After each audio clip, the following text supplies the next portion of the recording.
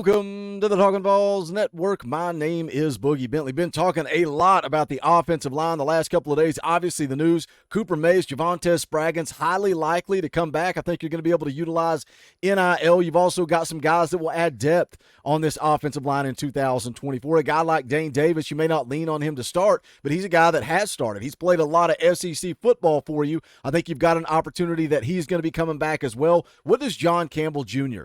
elect to do? He's a guy that did go through senior day. I think likely he is off to the NFL. I made a video this morning with a transfer portal target that Tennessee will likely be evaluating. That's something that's been put out there, is they're going to evaluate every offensive tackle, every tight end that goes into the portal. So that is an option. When you look at recruiting for the class of 24, they've done a great job. Glenn Ellerby has done a great job adding guys like four-star offensive tackle Bennett Warren. Also got some solid four-star prospects on the interior in Max Anderson and William Satterwhite. A lot of people talk about Gage Ginther. He's a three-star offensive tackle, but a lot of people feel that he is underrated, that he's a guy that you could potentially develop. He's a guy that could play a lot of snaps for you at the University of Tennessee. And then there's another guy out there that's kind of the cherry on top of the class of 2024, and that is five-star offensive tackle Jordan Seaton. So when we talk about Tennessee evaluating all these guys in the portal at the offensive tackle position, we talk about trying to fill that void of losing out on John Campbell Jr. if he does elect to go off to the NFL. A lot of people believe that Jordan Seaton is a guy that can come in and start from day one at the offensive tackle position as a true freshman. This is from a couple of weeks ago. He dropped his top 7. You can see there included in that he's got Tennessee, Oregon, Colorado, Florida, Alabama, Maryland, and Ohio State. So is Tennessee really leading for the 5-star? We're going to go around the internet. We're going to take a look at what some of the experts say, because guess what? I'm not an expert. I'm not an insider. This channel is for the fans, by the fans. If you like what we do, make sure you subscribe. Click that bell for notifications. Smash that thumbs up just below the video. It is quick, free, and easy. All of that helps what we are building here. We just hit 24,000 subscribers, so I'm grateful. I appreciate the way that you guys support this channel. We're going to be going live later tonight, 7 p.m. Eastern time. I know the basketball game tips off at 7:15. Put it on your TV. Put Talkin VAWLS on your phone, and let's talk some Tennessee football. We'll recap the year. We'll talk about all this roster management. So much fun stuff to get into tonight. But let's talk about Jordan Seaton. Is Tennessee truly leading for the 5-star offensive tackle? Let's take a look at the profile here on 3.com. 6'5", 295 out of IMG Academy. Number 1 ranked offensive tackle in the class. So again, when you talk about what Josh Heupel has done, the way he's rebuilt this roster, the mass exodus of players. And that's why, in the portal video this morning, I made the point that you can't just keep bringing in one-and-done guys, but at the same time, Josh Heupel is trying to fill that gap from that mass exodus. You got a lot of upperclassmen and a whole lot of freshmen and redshirt freshmen. So bringing these one-and-done guys in is kind of getting you through each season. But on the flip side of that, eventually you got to start to play some of this young talent. You got to play the young linebackers. You got to play the young corners, guys like Ricky Gibson, Jordan Matthews, Christian Conyer. Can you sell Jordan Seaton on early playing time? But when, again, you look at what Josh Heupel has done, class of 24, 2 legitimate 5-star prospects, Mike Matthews, Jordan Ross. You go back to last year, number 1 player in the country, Nico Iamaleava, the highest rated prospect at Tennessee in the modern era. I think that speaks volumes for what Josh Heupel has been able to do in rebuilding this roster. It's been through recruiting. It's been through the portal.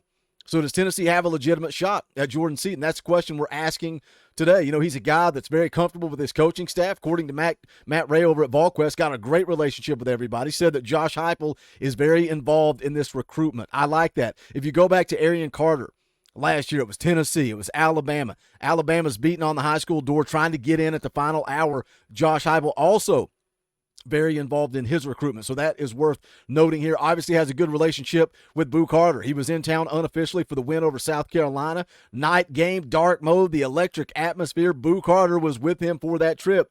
Also took an official visit for the Georgia game on November the 18th. And I know a lot of people say, man, that can't have gone well. They didn't play very well in that game. I think Jordan Seaton, he saw the environment early. He saw an opportunity for playing time, and again, he continues to build relationships with these coaches. He's going to be making a decision on the first day of the early signing period. Supposed to be making that decision on December the 20th.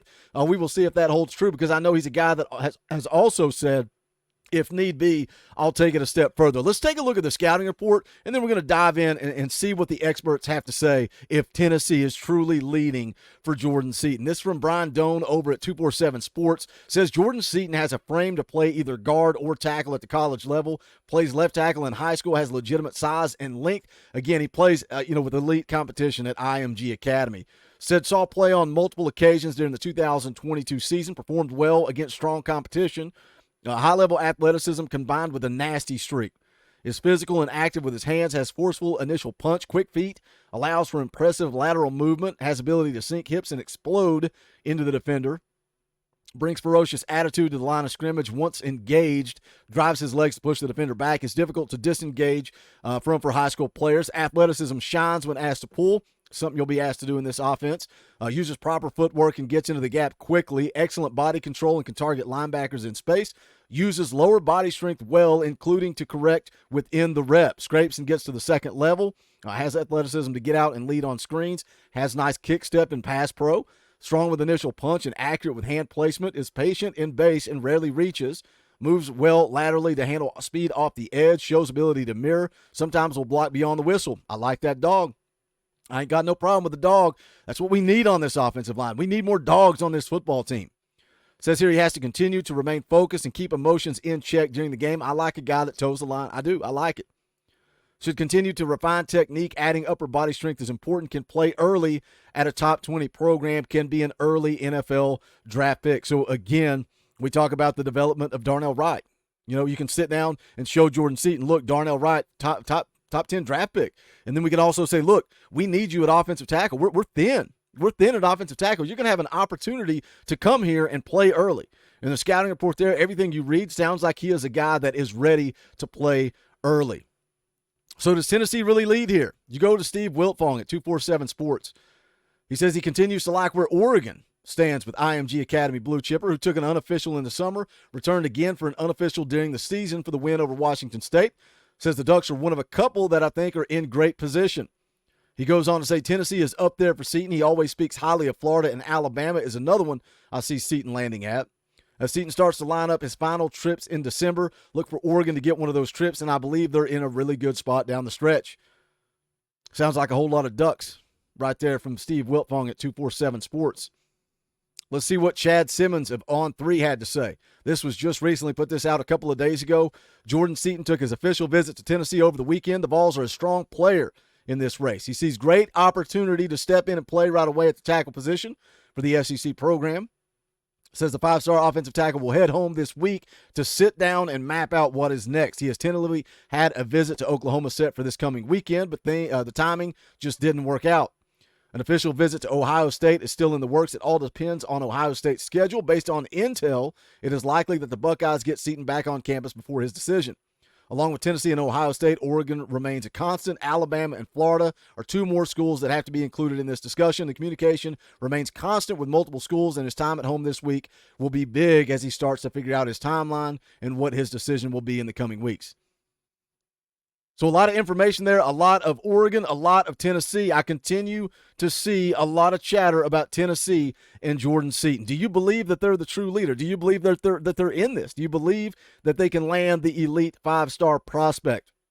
I think they're in a really, really good spot, but this thing is going to go all the way down to the wire. Again, that decision coming on December the 20th.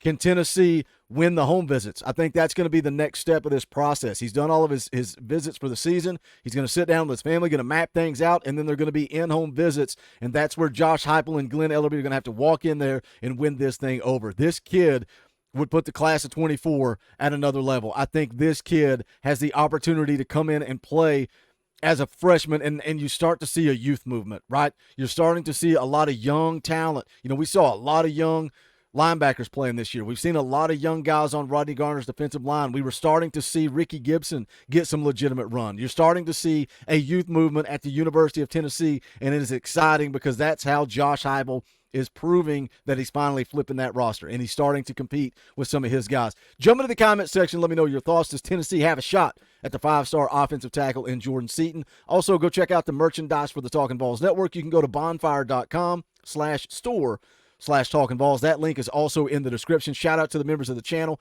Appreciate you guys, the way that you show love and support this channel by giving as little as $1 a month. You keep this thing going forward. You can hit the join button down below. Access to custom Talkin VAWLS emojis, fan call-in shows, all kinds of fun perks and benefits. Tons of content coming your way this week. Don't forget, we'll be live tonight, Wednesday night, 7 p.m. Eastern time for Talkin VAWLS Live. Also Friday, we're going to be covering the live commitment of Roger Saliaponga. Going to go live at 7:30 p.m. Eastern time. And then also more content coming your way. We're going to be doing a watch party for the SEC championship game on Saturday afternoon. But that is going to do it for this one. This is the Talkin VAWLS Network. My name is Boogie Bentley. Go Big Orange.